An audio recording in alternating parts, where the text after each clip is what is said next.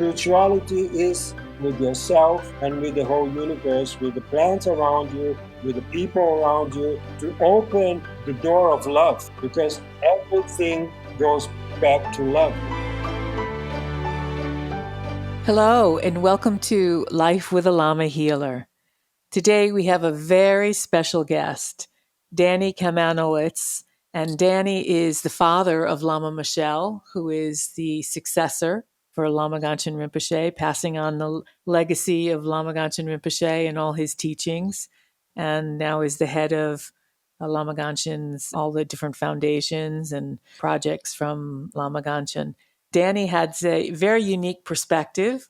He met Lama Gangchen in 1987 in Sao Paolo, Brazil, and he traveled all around the world with Lama to many of the sacred holy sites, to pilgrimages to in India, Tibet, Nepal, Indonesia, Cambodia, China, the Amazon forest. And he really has a unique perspective since he has been studying with Lama Gangchen and traveled with Lama Gangchen for so many years. And of course, the father of Lama Michel. And he represents the Brazilian Foundation in interfaith movements and meetings. And he's also the president and director of Lama Gangchen Foundation for the Culture of Peace and co-founder of the Peace Dharma Center, which is a temple of practices and studies of Tibetan Buddhism in Sao Paulo, Brazil. Danny also coordinates many different kinds of peace education courses and activities in schools, with NGOs, even in businesses and hospitals. So he's taken the Lama Gangchen's teachings and bringing it out into the world in many various aspects. And in 2011, Danny became an ordained monk. So again, has this very unique perspective. And one extraordinary thing I really love about Danny is when we were recording for this podcast, we were having a bit of some technical problems with time zones and who knows what else. We were challenging to get the technology to do this podcast. And he was completely calm the whole time, never got frazzled, just completely calm until we figured out what was needed. And then we continued with the podcast. So he not only talks about, Buddhism and having a peaceful, calm mind, but he embodies it. I'm really honored and privileged to welcome Danny to our show. Hello, and welcome to Life with a Lama Healer. We're really excited about this new podcast about the life of the great Tibetan Lama, Lama Gangchen Rinpoche, who was born in 1941 in Tibet and trained by many of the greatest Tibetan masters. He traveled to the West in the 1980s, bringing with him the inner peace teachings of the Buddha. Lama was one of the greatest living humanitarians and spiritual masters of our time, and part of an unbroken lineage dating all the way back 2,500 years to Shakyamuni Buddha.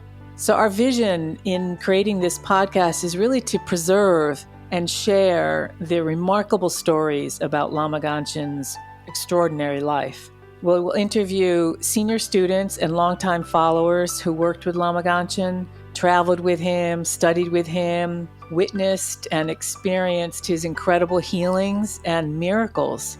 So these stories, they're really precious jewels and inspire us to really see what's possible when we follow the inner peace teachings of the Buddha. So it's a real honor and privilege to bring these stories to you and the methods that really help us to reframe our sufferings, which brings us more inner calm, the ability to be more in the present moment with less stress and anxiety and fear, and to, experience more joy in our life and more peaceful in our life and more meaning really in our life. So please stay tuned for our conversations from this very, very rich spiritual heritage coming out of Tibet and the incredibly joyful, inspiring, mind-blowing, funny, touching stories about the remarkable life of a Lama healer, our beloved Lama Gangchen. Life with a Lama healer.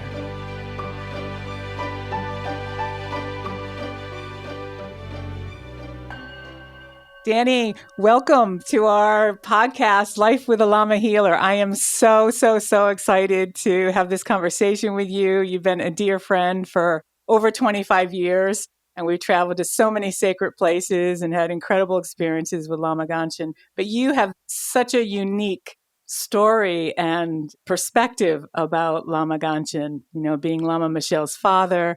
And thank you so much for joining us. It's a privilege, and I really welcome you to our show. Thanks, Lilia. I have to thank you. Thank you for doing that. Thank you for putting this together and inviting me and all of our friends, our Sangha, dear Sangha friends. So together, as Rinpoche always would say, together we can, right? Together this will really, each one having a perspective, of our dear Guru, and this makes really meaningful. Yeah, so tell us, how did you meet Lama Gangchen? At those times, this was in the 80s, and I was still married to Belle.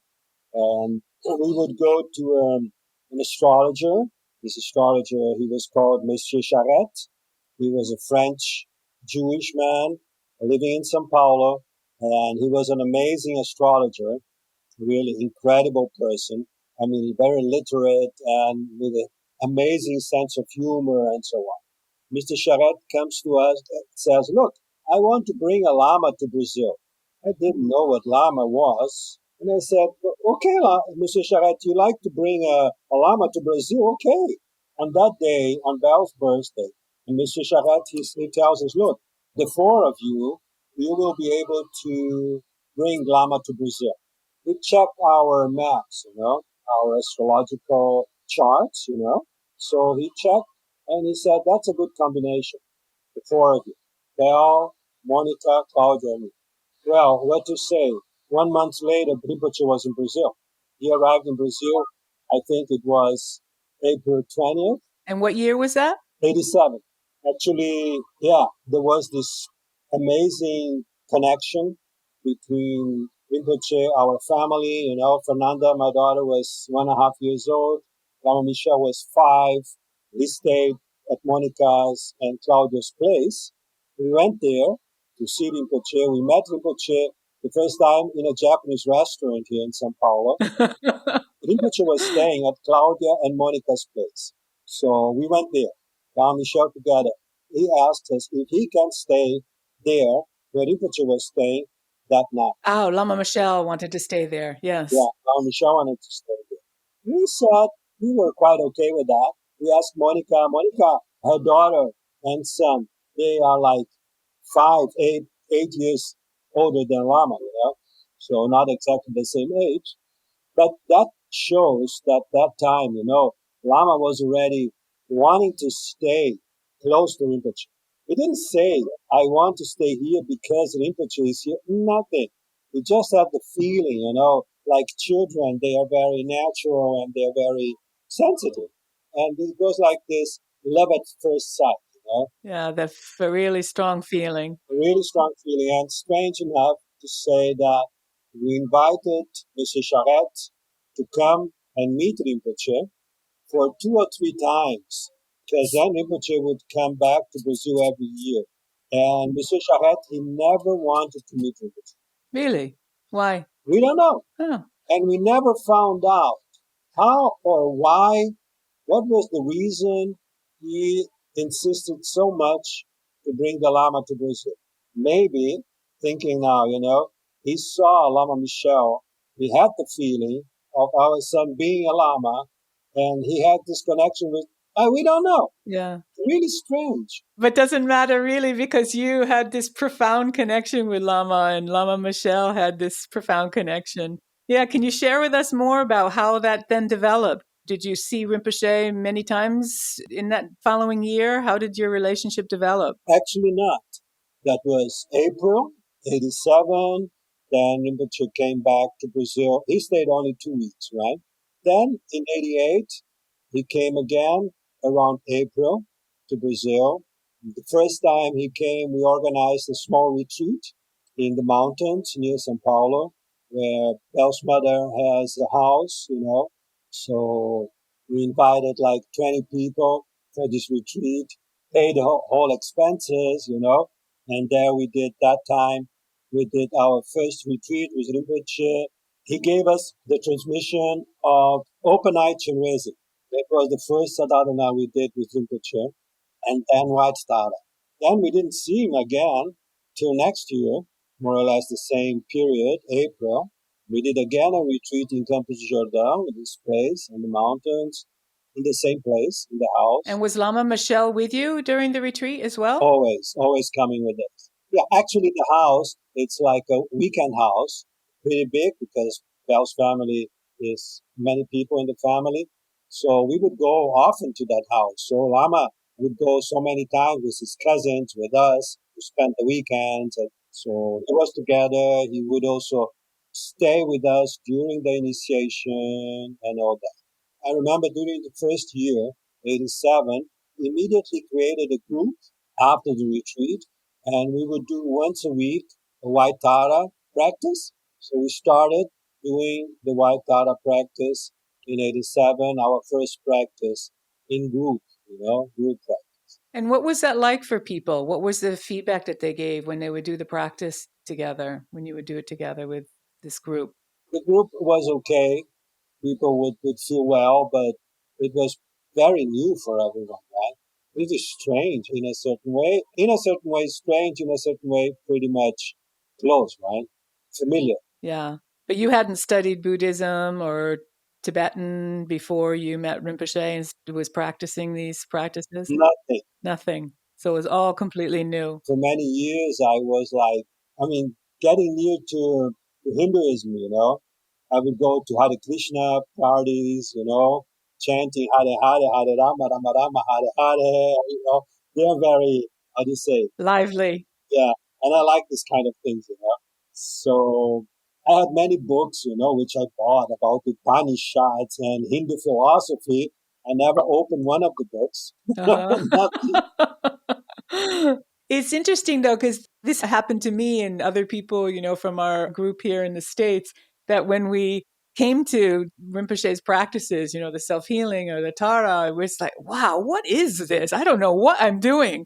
But it was such a strong feeling of, wow, I've never felt this kind of peace or this kind of inner calm and connection, that even though I didn't know what the heck I was doing, I had such a strong feeling and said, wow, I want to continue this. You had this similar experience, right? That must have been the same, yeah. Rinpoche came in 88 again, and after 4 days during his first visit, he looked at Belle and told her, look, you are going to open a center here in Brazil, Buddhist center here in Brazil, in Sao Paolo. 4 days. She looked at him. She didn't know what he was talking about. Yeah. It's funny that Belle would look at him and Rinpoche would look at Belle and they would just laugh. Oh, wow, that's so beautiful. And as Rinpoche style, he tells you, do that, but he doesn't tell you how to do it. And then slowly you figure it out. He didn't tell Belle what to do, how to do, nothing. He just said, and Belle is pretty much organized, and she goes. So she said, okay, I'll do it. She bought a house. That was 88. And what happened is, in December 88, Rinpoche came. This time he came alone. Nobody was there, which was completely unusual, of Rinpoche traveling alone. He spent 10 days here with us. And it was Lama Tsongkhapa's day. That year, it fell on December 3rd. And that day, we created our Dharma Center, Peace Dharma Center. With the house that you bought. Yeah, Belle bought the house. But what an incredible connection that really shows this profound connection that you had with Rinpoche says you're going to open a center and then literally to buy a house to have this center. Incredible, profound connection. Very fast. Of course, Rinpoche was always seeing our best, the best of each one of us. So he could see Belle would really do it. Had this potential. Yeah, had potential. And so the house undergo a big remodeling. It was a very simple, small family house, which had to be remodeled into a public space, although it was pretty small. The house still exists and it still belongs to Belle. There you have a few therapists working. What was our small gompa became a yoga room or a conference room, So the house is still there. So during 89, the house went to a huge remodeling.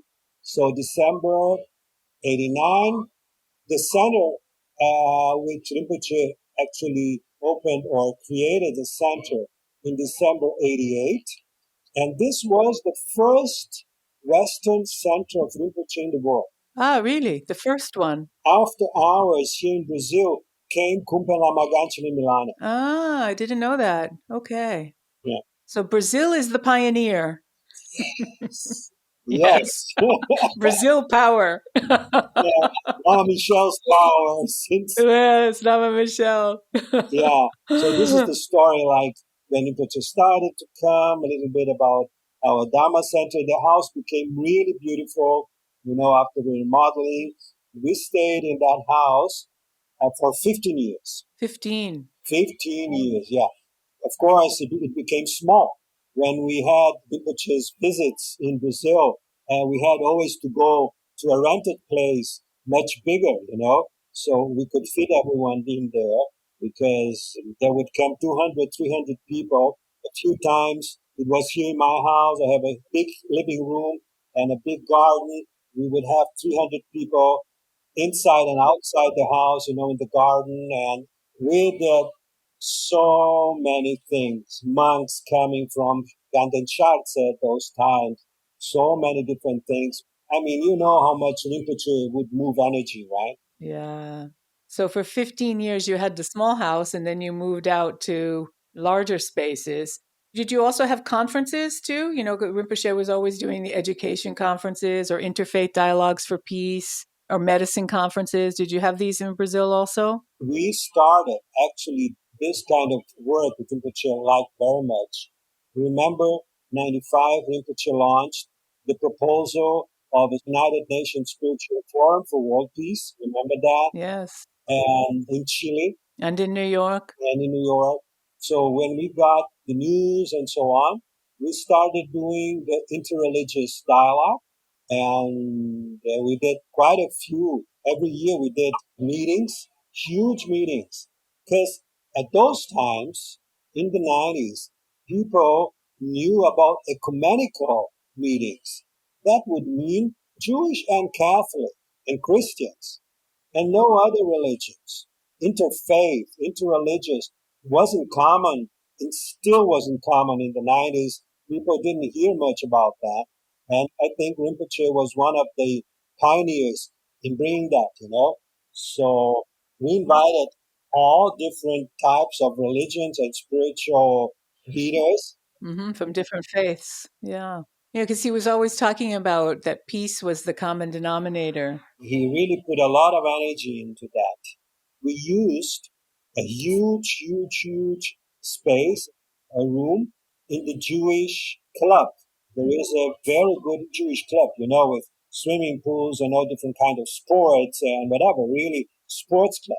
And what happened is that in the Jewish club that evening, we had, among others, we had the Muslim sheikh coming, and we had a presentation, a music presentation by a group of children of the German school. So German school in a Jewish sports club and a Muslim imam, right, a Muslim sheikh, Mm-hmm. among others and other denominations.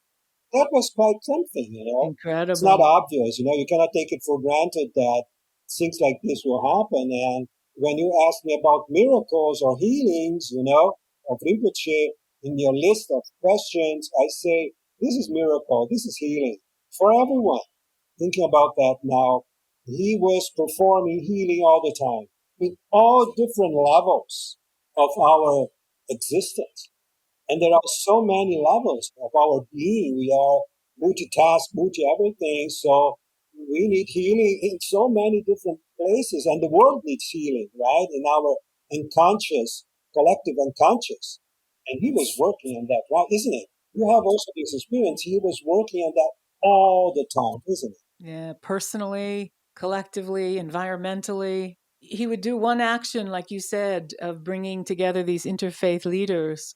aligning to have some dialogues around peace. And he was working not on just the collective, individuals in the environment of, say, Brazil, the city of Rio or wherever you, Sao Paulo, where you were. And then also the trees and the water element and the space element and everything. No wonder at a certain point in his life he was appointed to be the Lama world healer. One time in Italy, already in Albagnano, Rinpoche, he started Albagnano, his center in Albagnano, North Italy, in the year 2000, right? On one of my trips there was a Spanish girl, and she would cast Kabbalah, how do you say, birth chart, according to Kabbalah. Yeah, the mystical Jewish system. Yeah. So I was there and translating for her from Spanish into English what the birth chart was saying, what she wanted to tell her. It was really interesting. It was so beautiful. Oh, I remember this. Marta Luce, right? You were there? Yes. In Rinpoche's dining room. Yeah. Yes. That was a very magical moment. So one of the things which I remember that struck me so much is that Rinpoche, she could see that, She didn't know Rinpoche actually. She didn't know Rinpoche's actions. She had no experience with Rinpoche as we had and so on. And the chart says Rinpoche is the Buddha of the Buddhas. He's taking care of the universe.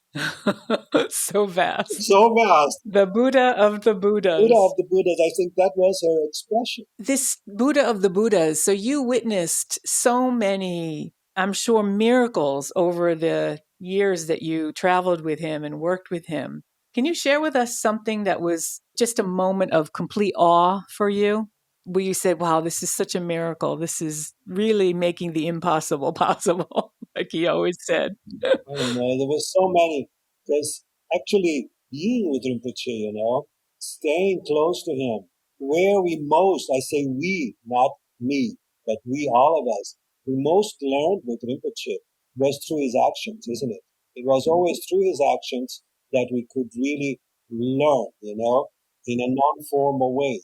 Because he was not a formal master, he was not a formal teacher, he was not a formal guru. Everything was moment by moment.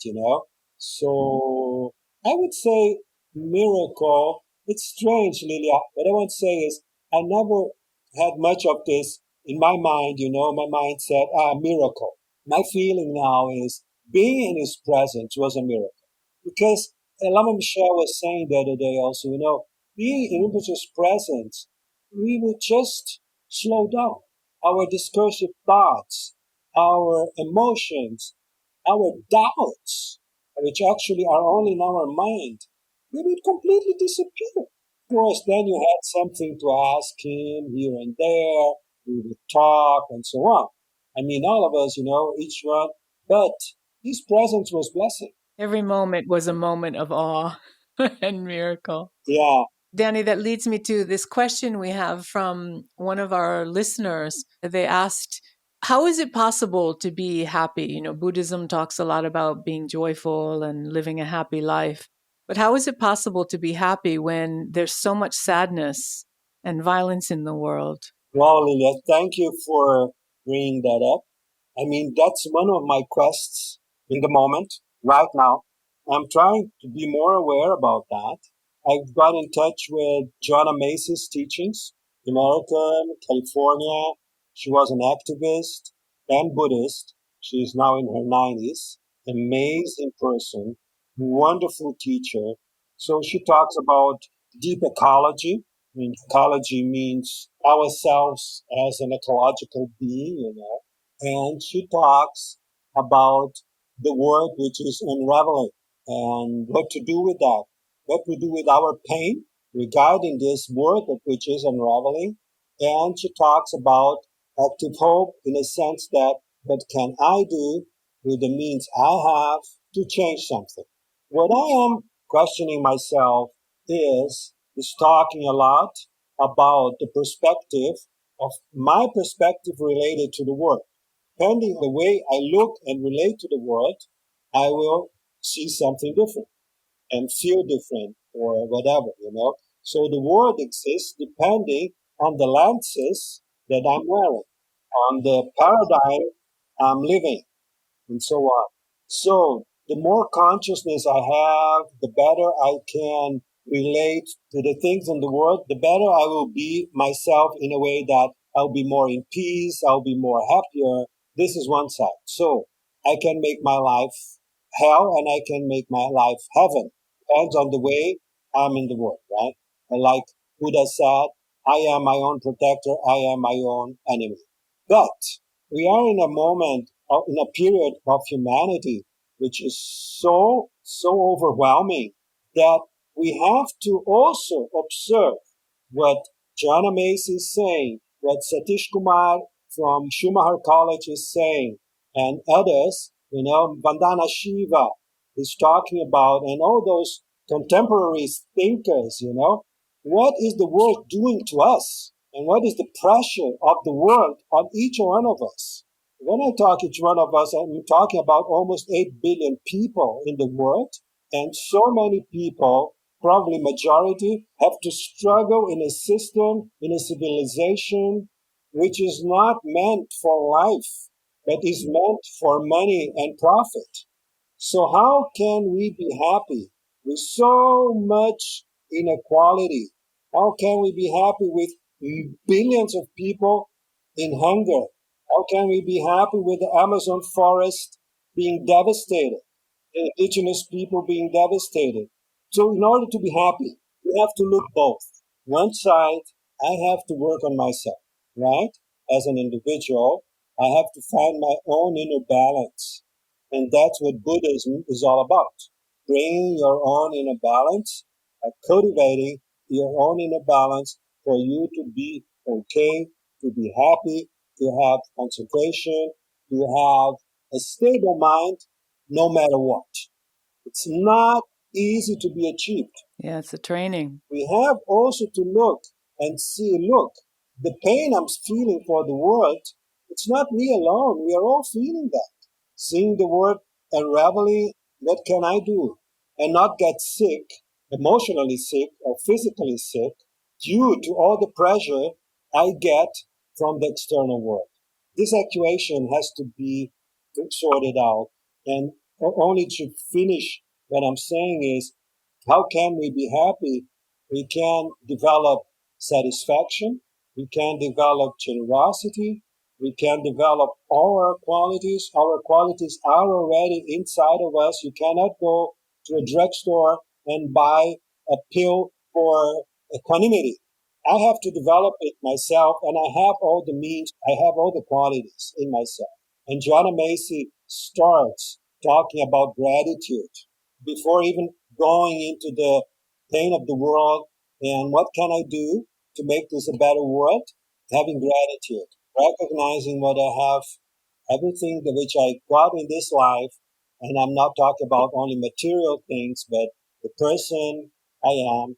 And once I am happy with that, this is already big step, recognizing what I have.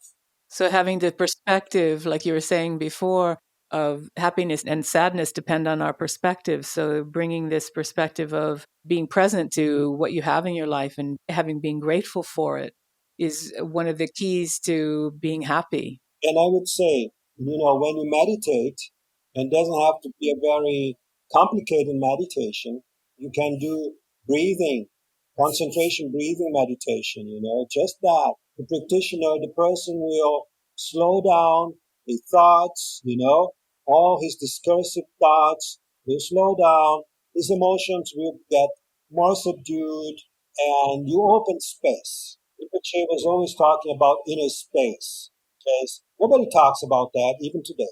So we should, through our meditation, sitting every day, 5 minutes, 10 minutes, breathing, slowing down, open inner space. When you have inner space, everything positive is possible because then you have a ground to grow positive things. So happiness is about inner space. Oh, I love that. Happiness is about inner space. I love that. Developing inner space, developing this feeling of ease, we were talking about this feeling, which Rinpoche was the embodiment of that. We have to cultivate it. How do you say when a train gets out of trail, off track, Many times you get off track, okay, back to the track. Yes. Right. And it's a practice, every day. You're off and then you get back. You're off, you get back. You're off, you get back. Right? Like coming back to the breath, awareness on the breath. But I would say very important to look at these thinkers and activists of the modern world. And one of them I would greatly recommend, I say, John Macy, Satish Kumar. One is amazing. He's called Charles Eisenstein, American. And people should listen to him and get encouraged and inspired by them. And the other one where I talked about also is the Indian lady called Vandana Shiva. Because we can, in our small world, each one a small world, we can do something. Yesterday I went to a conference, and the conference man, he said, how does it start? It starts with oneself. It starts with oneself. So it starts with me. It starts if I'm happier, if I am okay with myself, if I have love for myself, then I will have love to give to others. Father, your holy body and my body. Father, your holy speech and my speech. Father, your holy mind and my mind. Bless me so they become inseparable and of the same nature. Mother, your holy body and my body. Mother, your holy speech and my speech. Mother, your holy mind and my mind. Bless me so they become inseparable and of the same nature. Om Muni Muni Maha Muni Shakya Muni Yesoha. Kuyandele Shin Yinfen Datu Delekbe Kunjo Sumke Chingir Kunjo Sumke Mondruso Kunjo Sumke Trashi. At dawn or dusk, at night or midday, may the three jewels grant us their blessings. May they help us to achieve all realizations and spring all the path of our lives with various signs of auspiciousness. Starts with our own inner calm, our own inner balance. Then you influence other people. The base we start with is our consciousness. And then from there, everything else manifests, or we can impact or destroy, depending upon where our consciousness is. Something which I heard once Dalai Lama saying regarding this, he said something like that about consciousness. You have to have consciousness with love and compassion. Both have to be together, because only consciousness or only, let's say, intelligence, will not make your actions good. You can use also all your talent for really criminal things. So you have to develop both. I'm an executive coach, a leadership coach, and I work with a lot of business leaders. And as you were saying earlier, that the paradigm that we live in is around material. How much are you building? How big is your company? How much money are you making? How big is your car? All the things that we can see. Our frame is around this material perspective.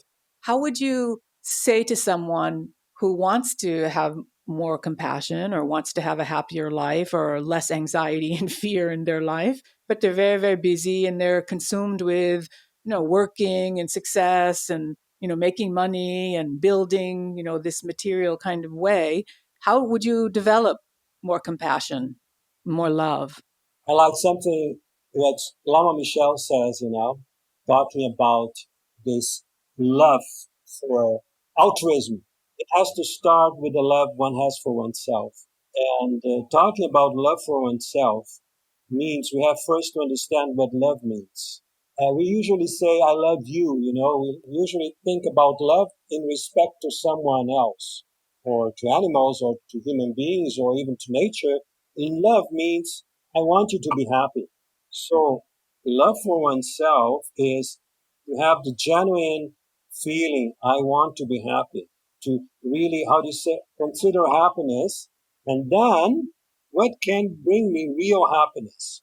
And people have to understand, and this is a big process, it's not that easy, that the three aspects where we put all our expectation on happiness, which is material things, sense pleasures, and our image, right? And we think we will get happiness from these three material things, sensory pleasures, right? What I eat, what I hear, sex, and so on, and my image. My image. Mm-hmm. So all our happiness is based on these three aspects. If you look, anytime people are looking for happiness, they are looking in one of these three aspects. They are in one of these three dimensions. So nothing wrong with them. If you like to buy a car, you buy a car. If you like to buy a new shirt, go ahead, buy a new shirt. Only you have to understand that this is not gonna sustain your happiness. Yes. It's temporary. very much. What not to say about our sensory pleasures? They last, seconds. right? And our image, it's always changing. The image I want to show someone, the image I think they have of me, the image I have of myself, etc. So if someone is struck in this structure of, these three dimensions, we have slowly show them that it's so temporary that instead of being satisfied, the moment you get something, you get actually unsatisfied. Yeah, and then you want to go out, seek the next thing that's going to give you a thrill. And this is craving. So, not easy, because this is a whole process, conscious process. You have to change your consciousness, your paradigms, but then show them that happiness comes from within. And then the person needs to have the experience, meditating, slowing down. We need to show them the experience. And when they get the experience, which is not difficult to get, they will start understanding. But yeah, we have a foundation, Lama Gangchen Peace Culture Foundation. And that's what we are working with. Showing people how to do this. We did 4 years in Citibank in Sao Paolo. Tell us more about that, how you were teaching these business people. Yeah, actually, people are people everywhere. If we are talking about teachers, or we are talking about these people who work in a huge bank, or people who work in hospitals, as nurses and so on, actually, human nature is the same. Buddha was already to say that, 2,500 years ago, and I have the experiences that it's exactly like that. We all have the same wants and desires and struggles and sufferings. Yes, no matter our profession. We are all human beings struggling for happiness, for peace, for inner peace. So we slowly, through silent meditation and through what we call actually social emotional learning, to use a term which is common in the States or here in Brazil, we also have it, I really like that. Social emotional learning. Yeah. And so what we did is adapting our Buddhist principles in a complete lay format. And that's what we show people slowly to change their perspective. And we do that through different arguments, study groups or dynamics, it works. So, Danny, one of the things that is so powerful about Buddhism and meditation is that we have, through meditation, we have an experience of this inner calm and this really inner joy. We can have this experience of this inner joy that has nothing to do with the outer circumstances, what kind of car we have, what kind of house we have, what kind of job we have, what our image is. And so having that taste of that experience of that is really what, in my experience, transforms us. I've never met a person who doesn't want to be happy, who doesn't want to experience inner joy or more inner calm and peace.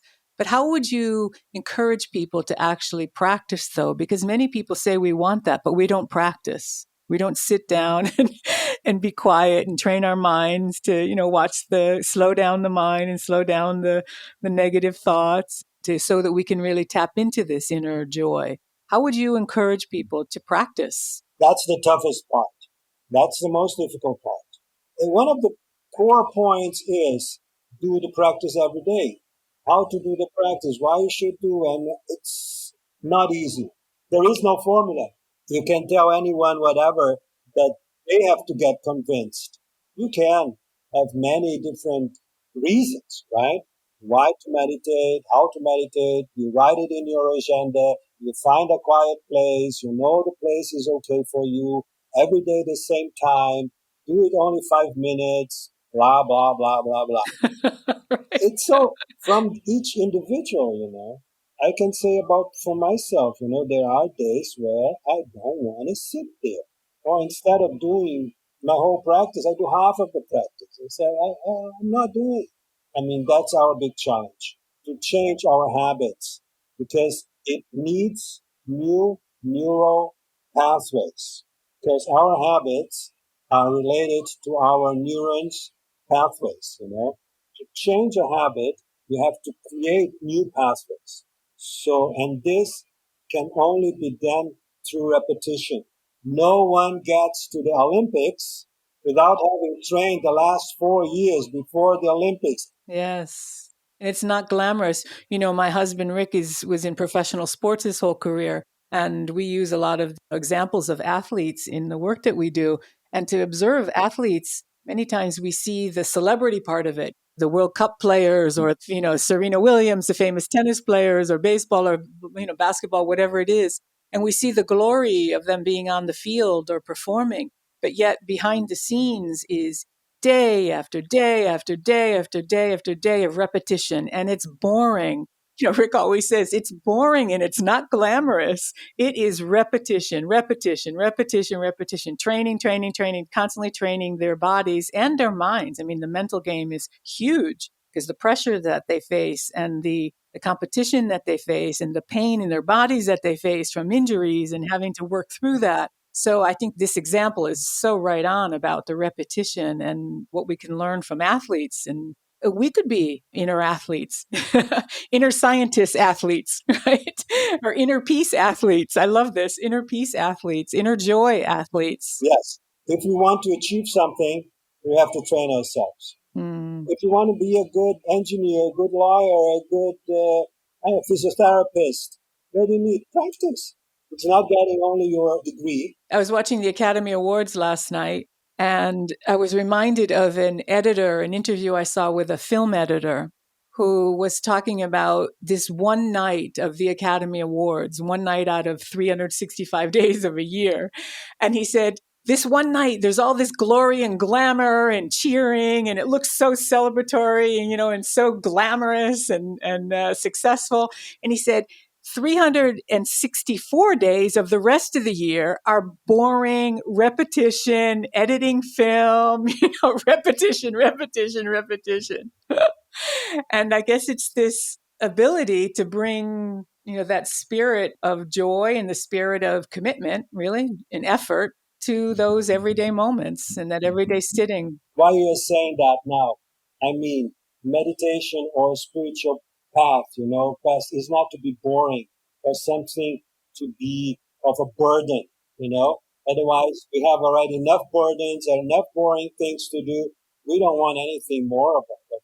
So, sitting for 3 minutes, tell my people, in our classes, 3 minutes a day makes a big difference. Just sit, breathe, and take care of yourself. If you are not taking care of yourself, who is going to take care of yourself? Nobody. They can take of yourself. Yes, you have a husband, you have a wife, you have a daughter, you have a friend. Yes, they're taking care of you. They love you. But in a more personal way, who's going to take care of yourself? It's only ourselves. By the end, it's ourselves with ourselves, isn't it? Put your both hands on your chest, and love yourself. If you love yourself, if you really love because you want to be happy, give yourself 3 minutes, 5 minutes a day. That's all it takes, really. People who are just introduced to the practice and so on, they say very clearly, they say, look, it's so different when I do and when I don't do the meditation anymore. I react completely different, and I'm much more stressed and reactive when I don't do it. Coming back to our point, to love oneself, be a friend of yourself, take care of yourself, take this 5 minutes, be compassionate towards yourself. And Rinpoche used to say, and I've heard Lama Michel give teachings on this as well, and Lama Caroline, we need to identify really what is our friend, what really is our friend and what isn't. And many times we think what is our friend, our habits, going back to you, what you were saying about the example of your habits, that, maybe our habits, whatever it is, going out and partying and drinking too much or shopping too much or whatever, the thing that we think is our friend, smoking maybe is our friend, but really is not our friend if we really look. Yeah. And this being able to love oneself and have compassion for oneself and sit quietly to nurture ourselves is really from our experience, our friend. It's not only that, if you do yoga, if you're part of a dance group, if you are part of a band, where you put your creativity, where you can express your feelings, this is also nurturing. What is nurturing you? Your soul. And something which our contemporary society or civilization has taught us, and we don't think about that. We have always to do, do, do, do, do, do. We always have to be doing something. And your body is running after us, so you have to do. One time meditating, I could identify very deep in myself this voice, inner voice, saying you have to do. And I said, wow, that's too strong. Who told me? But it's deep inside. So one of the things to deconstruct, is not doing. Because this in America is even much stronger.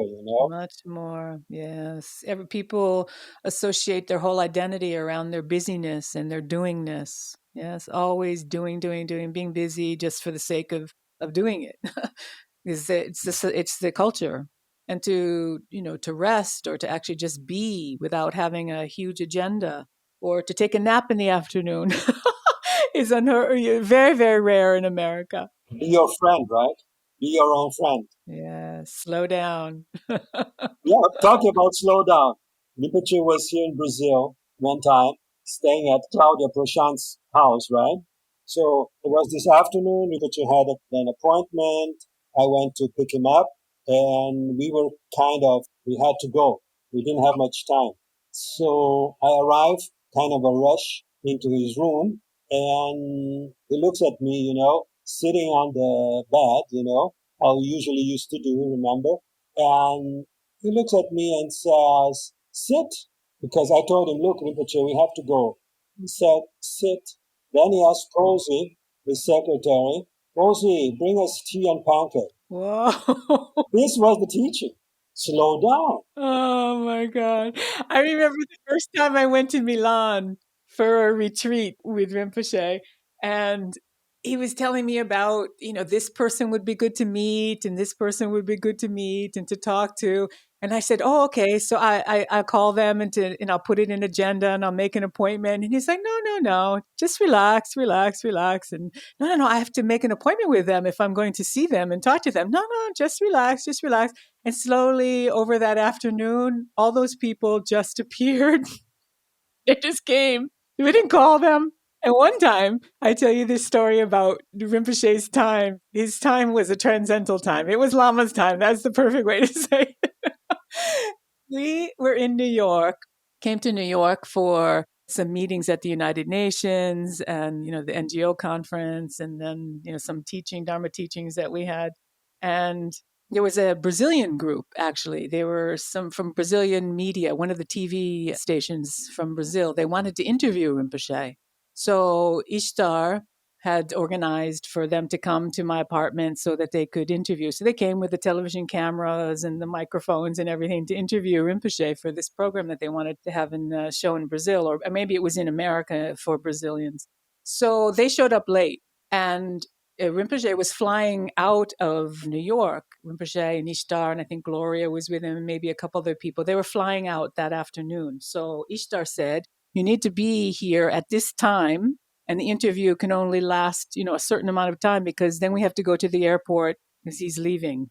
So they came late, and Ishtar was so pissed off that they were late.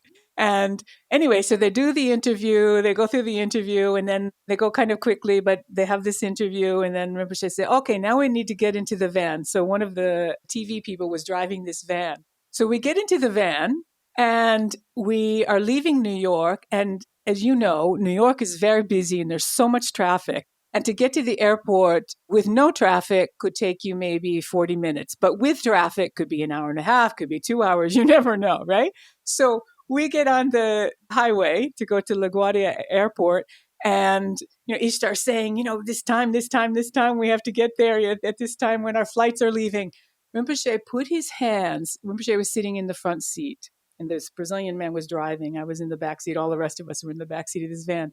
Rinpoche put both his hands on the dashboard in a very, very, very concentrated way. You could see him just, holding the dashboard. The car flew.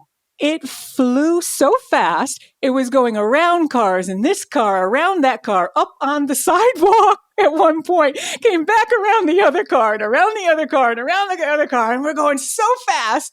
And we get to the airport, and he pulls over so he can stop the car. And this Brazilian driver says, "Wow, I've never driven like that before in my life. That was incredible." And we're laughing and we're saying, "Wow, Rinpoche." We must have got to the airport in 20 minutes. It was incredible. And using his tantric energy to get us there. That was not a miracle. He was a magician. Yes. He was a phenomenal magician. That's it. For the benefit of others. Always for the benefit of others. I remember one time in Sao Paolo, we also have this huge traffic, and we are driving, and out of nothing, out of the blues, the road in front of me is completely open. No cars. The lane was completely open. I could just drive directly. Well, I actually have another really interesting story about driving. We went up to the baths in northern Italy. You know how in the wintertime, Rinpoche used to love to go to the baths, the healing baths, these thermal baths that are all over Europe. There's a really beautiful one in the Italian Alps. And so we drove up there to spend the day there and had this, beautiful time, the snow-capped mountains and these hot, thermal baths.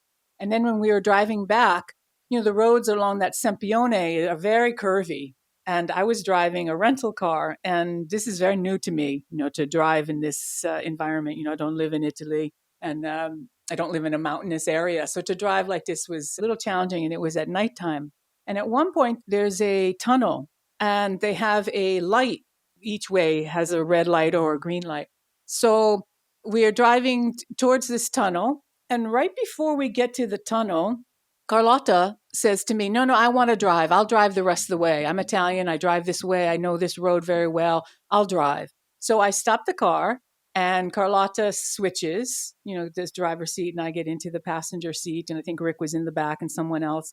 And right at that moment, Rinpoche came with Vanya in Vanya's Jeep and pulled up right next to us and just said hello. We just stayed there for a few moments. And at that moment, when Rinpoche was there right next to my car, this car came barreling through the tunnel, going like 80 miles an hour, super fast through the tunnel, and left the tunnel. But the light on my side was green. So this person didn't honor the light and just went through. Had I gone through, we had had a head-on collision. But Rinpoche, obviously, with his incredible clairvoyance, knew this. And, we stopped the car, Carlotta changed, and then he pulled up right next to us. And we completely averted this major accident that would have occurred. Incredible. Incredible. Incredible protection. And yeah. So, Danny, if you had some advice to give to other spiritual seekers, people who would like to experience, more inner joy and calm, happy life, what would you say to them? What advice could you give? What comes to my mind, first thing that comes to my mind is something Lama Michel was saying one day, that spirituality is not an optional, in our life. And I like very much the image that, yeah, that we are spiritual beings, embodied spiritual beings, So spirituality means look into yourself, take care of your inner self, be it the way that be. It can be in a spiritual tradition, in a religious tradition. We have the shamanic traditions of our American indigenous people from North America, Canada, down to Argentina. They do a huge job. Or you have the African rites, so many different spiritual ways. They are different, but they all show one path, which is to be in connection with nature, because we are nature. And human being, at a certain point, thought nature is there and we are here and we are superior to nature. And this brings big disconnection. If we think of spiritual beings, we are not disconnected. And I think our great pain, individual and collective great pain, is disconnection. Disconnected of ourselves, disconnected about everything that surrounds us. And we are part of that. So spirituality is goes towards connecting yourself again with yourself and with the whole universe, with the plants around you, with the people around you, and really to open the door of love, because everything goes back to love. Today, the way I feel it is everything is love. And we have lost so much of that. So spirituality, cultivating, as we talked before, our love for ourselves, then we can cultivate love for others, do meditation or do prayers, go to holy places, go to nature, really experience nature. There's not one way. There's not only the Buddha way. There is not the Shiva way. There is not. We are one humankind.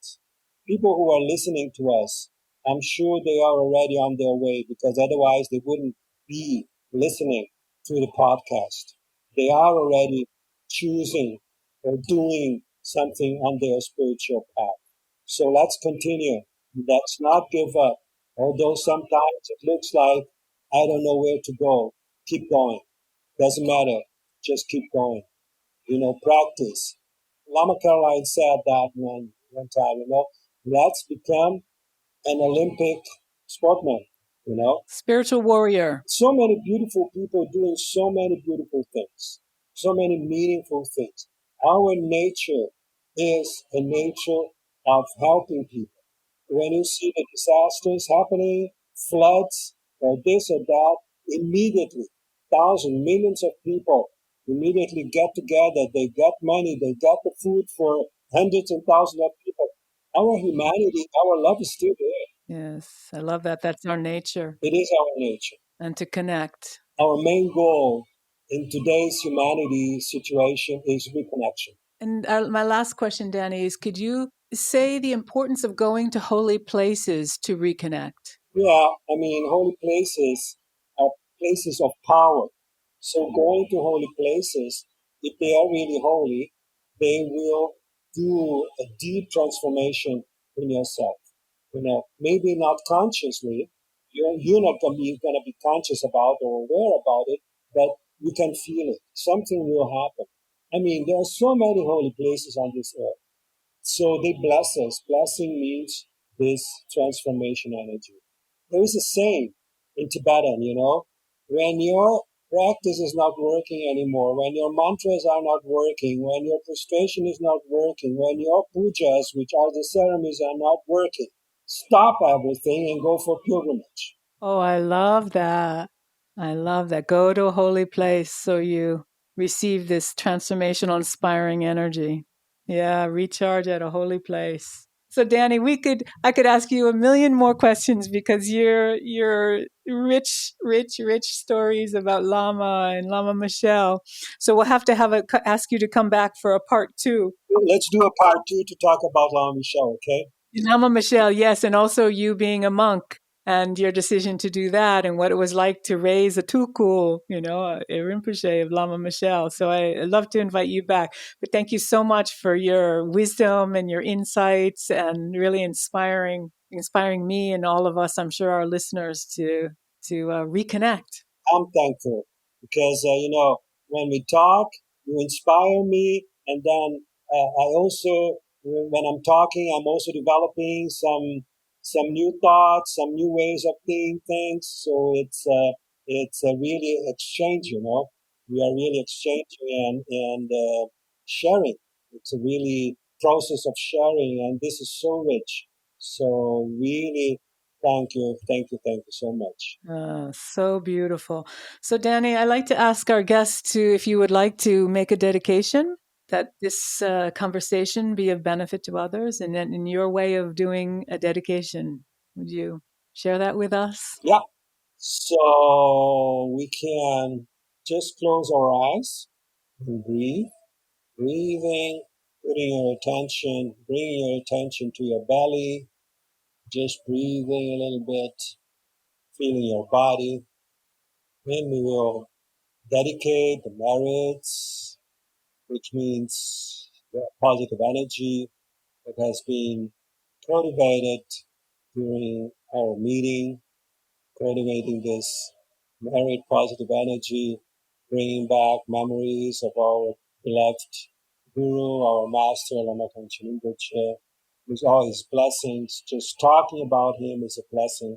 We dedicate to all the Masters, long life, for the brief return of the reincarnation of Lama Gangchen Rinpoche, dedicating for temporal happiness and ultimate happiness of all beings, us included, dedicating especially for our planet, dedicating for a process of regeneration of our society and of our civilization. And I will repeat the dedication, which was repeated many times by Lama Gangchen. By the power of the truth, by the blessings of all holy beings, with the attention of all human beings, may the culture of violence be transformed in a culture of nonviolence, be transformed into a culture of peace. Peace with everything, everything is peace. Take a deep breath, dedicated everyone, everywhere on this planet and in the, like we used to say, Kashidale. Tashi delay. Thank you so much, Danny. So beautiful. Thank you, Lilia. I really appreciate your effort and this beautiful job you're doing. I'm sure you're hearing so many incredible stories and inspiration and so on. You're very lucky. We all are the luckiest of the luckiest, I say. Thank you again. Thanks.